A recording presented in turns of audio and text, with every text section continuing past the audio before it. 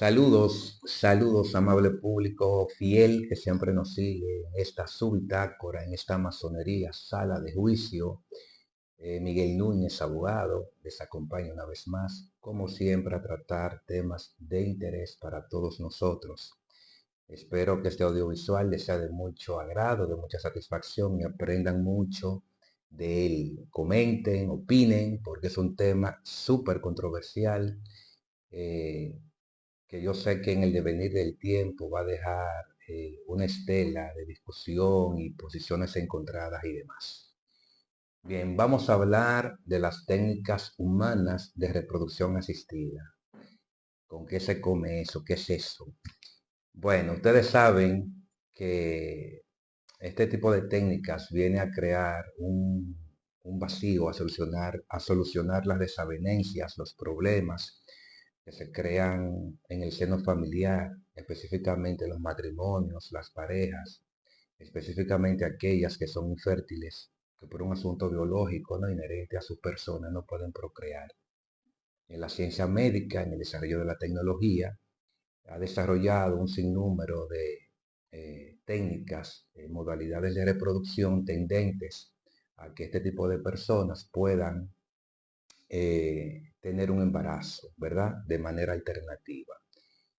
La Corte Interamericana de los Derechos Humanos define las técnicas humanas de reproducción asistida como el conjunto de tratamientos médicos tendentes a hacer lograr un embarazo en aquellas personas que son infértiles, ¿verdad? Parejas, por medio de esos tratamientos, capaz de que esta persona, de no ser así, no hubiese podido lograr tener un embarazo a término, ¿verdad? De manera convencional.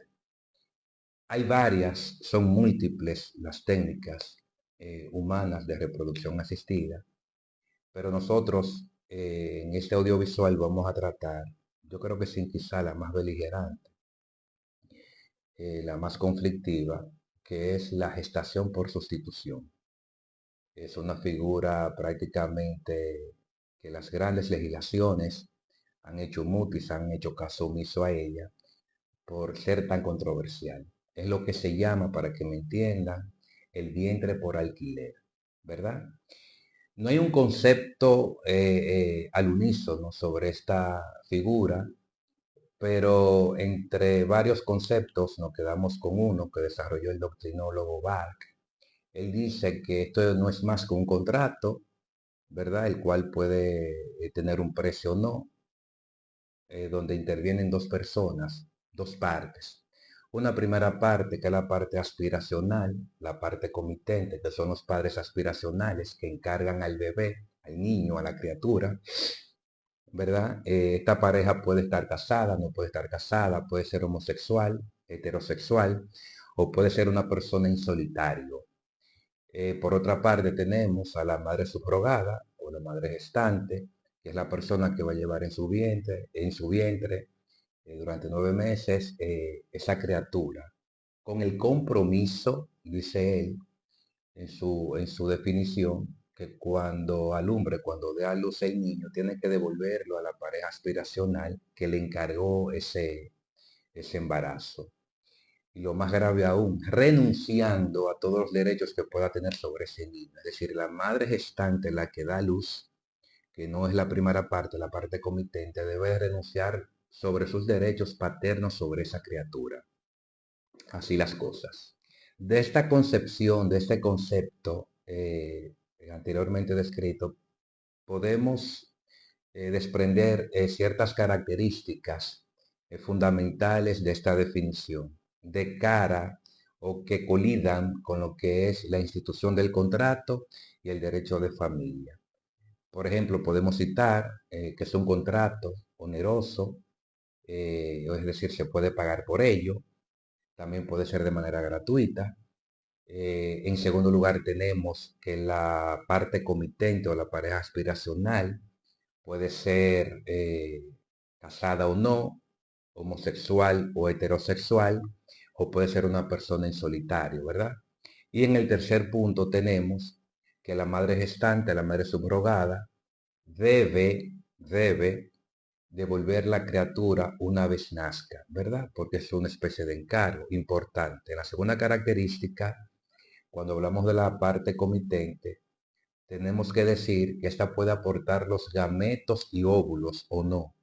Si no, también puede solicitar a un donante, es decir, que entre las dos partes puede intervenir una tercera parte también. Es decir, los óvulos de la madre aspiracional puede solicitar a una donante y los gametos del caballero, ¿verdad? Del padre intencional, también puede solicitar un donante para que más adelante, como veamos, pueda ser inseminado en el tracto del útero eh, de la madre gestacional, de la madre subrogada. Dicho eso y viendo esto como un negocio, ¿verdad? Podemos decir que desde el punto de vista de la procedencia de los óvulos y los gametos, lo que estábamos hablando, podemos definir este tipo de modalidad de reproducción en dos tipos a saber. El primero es la gestación total o tradicional, que es en donde el óvulo, los óvulos, pertenecen a la madre gestacional, a la madre subrogada, en el cual va a tener al bebé, a la criatura, a través de una inseminación artificial. En tanto que el semen del padre va a ser depositado en su útero a través de este procedimiento de inseminación artificial. Es decir, los gametos del caballero van a ser depositados en el útero de la madre gestante. Importante destacar que ese padre intencional, si no es el que aporta sus gametos, puede solicitárselo también a una tercera persona, un donante. Es decir, que aquí entra también, puede entrar una tercera parte en este tipo de contrato. Eh, Importante también destacar que en este tipo de modalidad de gestación, aquí se crea un lazo afectivo biológico, porque la madre gestacional es la que está poniendo los óvulos. Es decir, hay un lazo afectivo, hay un lazo, ¿verdad?, entre la madre, aunque devuelve el niño de nuevo, pero es su hijo porque son sus óvulos. A diferencia del segundo tipo, aquí caemos, ¿verdad?, de este tipo de gestación, que es la gestación parcial, no total, ¿verdad? El tipo gestacional o parcial. ¿En qué se basa? Que aquí se desarrolla la criatura a través de un embrión que se realiza en un laboratorio, porque los óvulos no son de la madre gestante, sino son de la madre intencional, que se incuban en un laboratorio y se unen a los gametos del padre intencional. Importante destacar, la madre tiene derecho, como es un contrato, a pedir sus óvulos a una madre donante, al igual que el padre también, sus gametos lo puede solicitar a un donante. Es decir, que al final, en este caso, la madre gestante simplemente va a servir como depósito, depósito de ese embrión a través del proceso de fecundación. Eso se le deposita en su útero y ahí empieza el periodo de gestación de la criatura. Como ustedes pueden observar, amable público que nos sigue, ¿verdad? Este tipo de modalidad de reproducción es todo una aureola de controversia, eh, en tanto cuanto genera muchos problemas, problemas religiosos, problemas sociales, problemas morales, problemas múltiples problemas, inclusive un problema normativo. Esta es la hora que esto no se ha podido todavía normar en la mayoría de los países, ¿verdad? No hay un cuerpo legal que disponga su regulación. Eh, Toda vez que esto riñe con un principio básico que se ha acuñado durante cientos de años, que es en latín mater sempre zeta es. Mater sempre zeta es. ¿Qué significa madre cierta es? Es decir, la madre se entiende que es la madre paridora, la madre que alumbra, la madre que da luz. pero este tipo de técnica ha venido a trastocarlo todo. Riñe con las reglas normales de maternidad, con el rol reproductivo de la mujer en sociedad y sobre todo con los derechos fundamentales de una criatura que no tiene culpa absolutamente de nada de lo que está pasando. Desde ese punto de vista, y siendo esta modalidad tan conflictiva que riñe con en diferentes aspectos, ¿verdad?, del quehacer humano, de la vida social, nosotros nos vamos a circunscribir solamente al plano legal, al ámbito legal el que nos ocupa. Diciendo eso, vemos que riñe este tipo de modalidad en dos partes esenciales de la ley. Primero, en cuanto a la institución del contrato y segundo, a la parte filial. En primer lugar, nos vamos a referir al contrato. El contrato, que es una figura de derecho civil, en su definición básica, en el sentido lato del concepto de contrato, el contrato tiene que estar regido por cuatro principios fundamentales o cuatro requisitos, que es el consentimiento, la capacidad y el objeto, y que ese objeto sea cierto. ¿Qué pasa? Que la gestación por sustitución no cumple, según algunos doctrinarios, aquí viene una concepción, una discusión filosófica, con estos requisitos, especialmente con la capacidad y con el objeto, porque ellos entienden, algunos doctrinarios, que la capacidad generativa, la capacidad de crear, es intransferible, personalísima e indisponible, en tanto cuanto el cuerpo humano así lo es. Entonces, ellos entienden que este tipo de contrato deviene en nulidad de pleno derecho por ser contrario a la persona tener la capacidad para contratar. En otro punto, dicen ellos también que el objeto no es lícito porque riñe con la ley, en tanto cuanto hay una disposición penal que establece que todo aquel que se sindique padre, madre de un menor que no lo que no haya nacido de su producto, no, o la madre que no lo haya engendrado, no lo haya parido, será pasible con penas de 5 a 10 años de reclusión y multa de 500 a 5.000 pesos. Por ello, siendo este contrato, habiendo una disposición legal que prohíbe, que riñe con ese tipo de contrato, esos autores entienden también que el objeto es ilícito y lo descartan de pleno derecho. Mas, sin embargo, hay otros autores en contraposición a esta parte que dicen que, que si ciertamente las previsiones de ese articulado del Código Penal eh, prohíbe tácitamente el contrato de gestación por sustitución, porque ellos dicen eh, que el hecho de que la pareja o las partes, ¿verdad?, que intervienen en el contrato, expresen su consentimiento y asienten su firma en dicho contrato, subsana, o veda el carácter doloso que pueda tener la infracción. Porque en este caso no nos estamos suponiendo, no estamos robando una criatura, sino que estamos expresando un consentimiento a través de una firma de que estamos conviniendo en algo.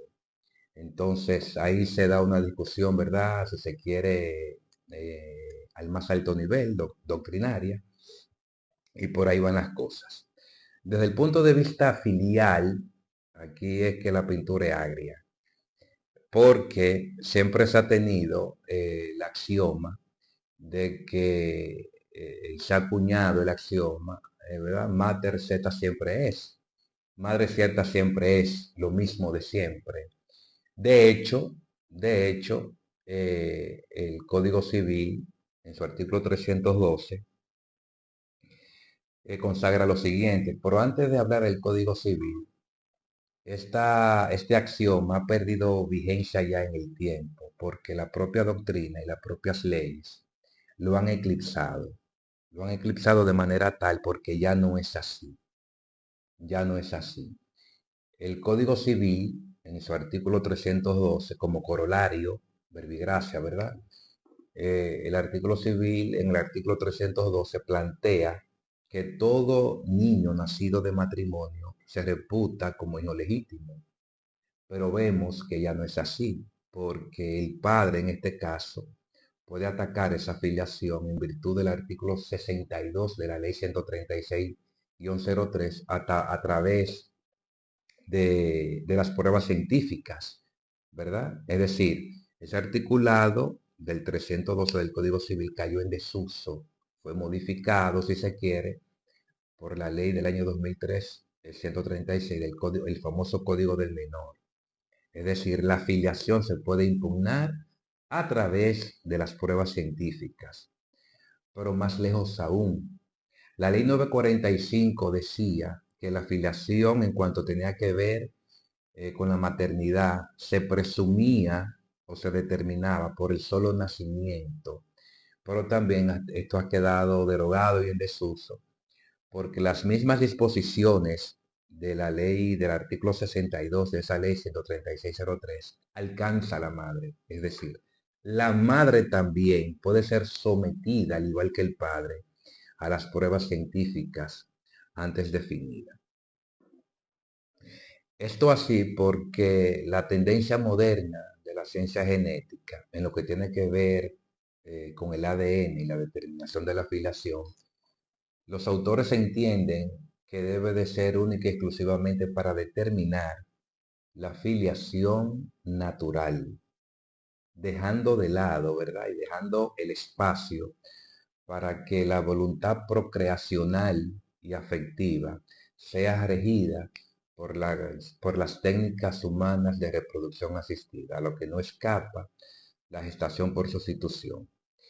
De hecho, aunque los autores y lo que polulan, lo que propagan la filiación a través del vínculo sanguíneo, ¿no? De la sangre, y los que defienden y plantean la filiación contractual, amén de tener debates entre sí, ambas partes han estado de acuerdo en un solo punto, y es en el avance de los procesos en este tipo de materia.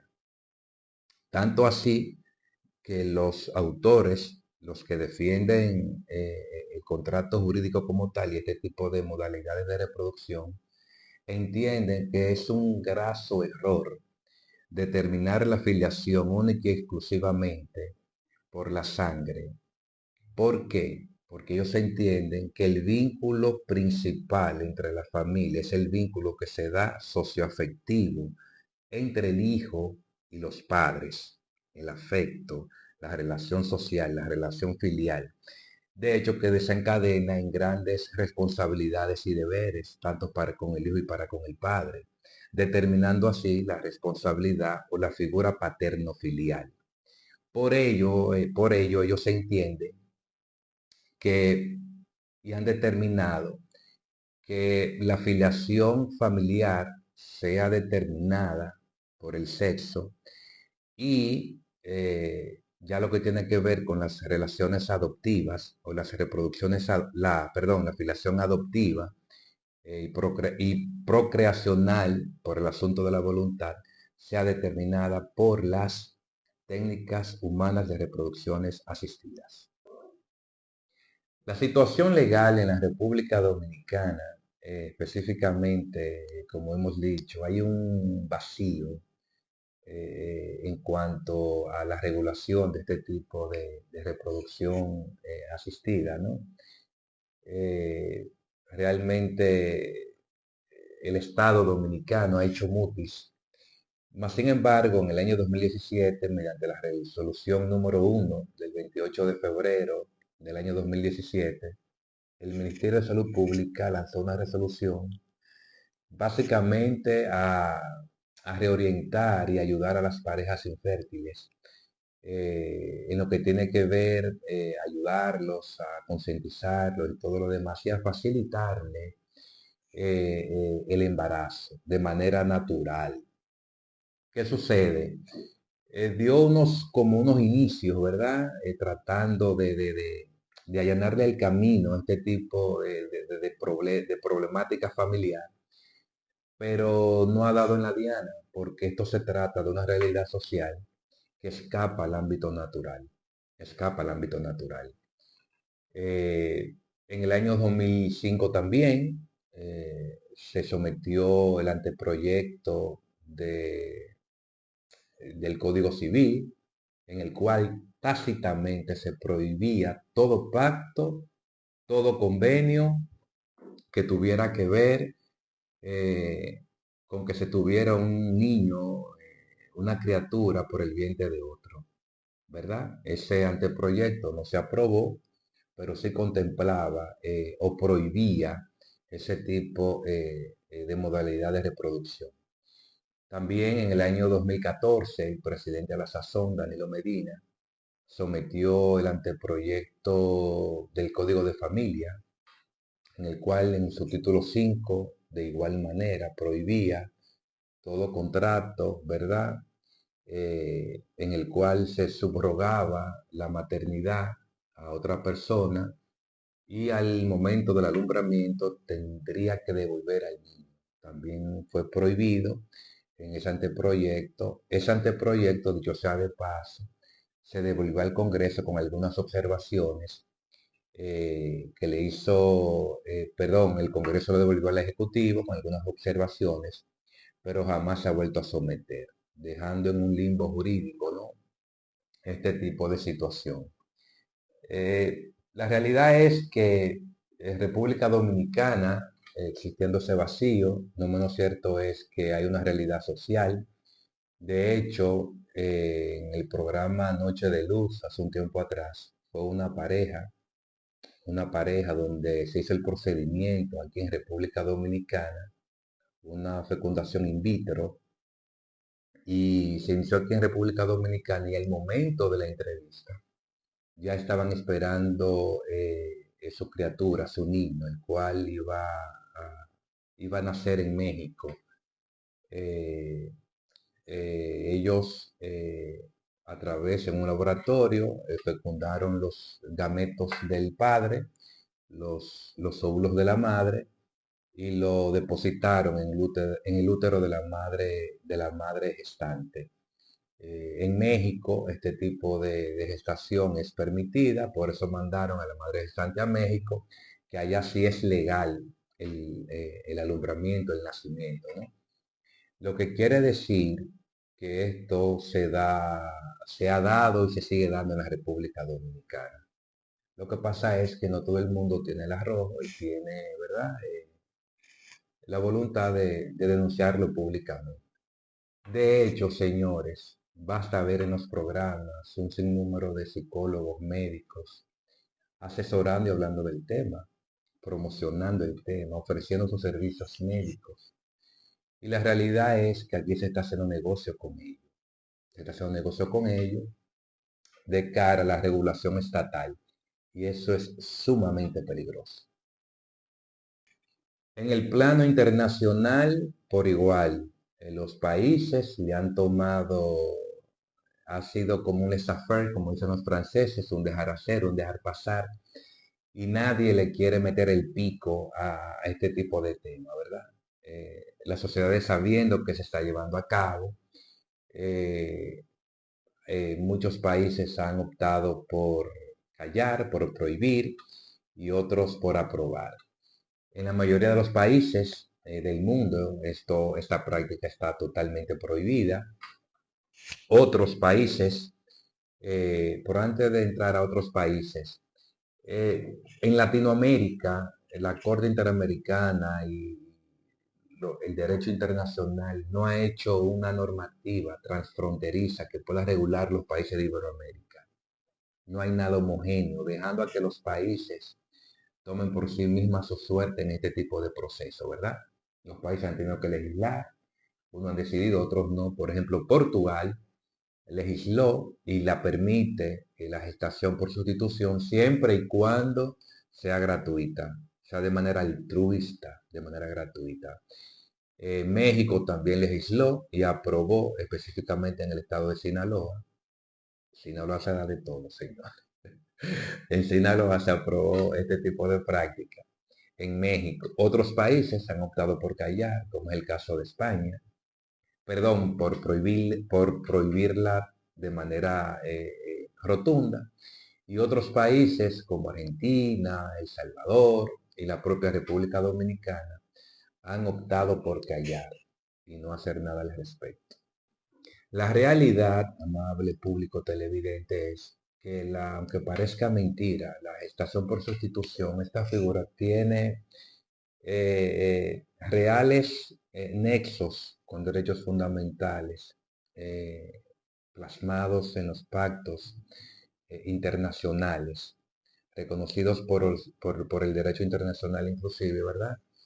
La Convención Interamericana de los Derechos Humanos, como son el derecho al desarrollo científico y sus aplicaciones, el derecho a la vida privada y familiar, derecho a la integridad y a la igualdad, derecho a no ser discriminado, derecho a la igualdad, en fin, derecho a la maternidad, el caso que nos ocupa, y a formar una familia, entre otros. Eh, lo peor que puede hacer el Estado dominicano es callar y hacer mutis ante una realidad tan latente y las posibles consecuencias nefastas que este tipo, la falta de regulación de este tipo de institución pueda acarrear, de cara a determinar si ese contrato es válido o no, la situación jurídica que se da entre los padres aspirantes, si se da la filiación, características, obligaciones, legitimar ese tipo de filiación entre los padres aspirantes y el niño que ha de nacer, así como también los deberes y obligaciones de las partes intervinientes, que pueden ser dos partes, a veces pueden ser tres, es decir, tomar carta en el asunto y regular al respecto. Nosotros entendemos que tiene que ser lo mejor.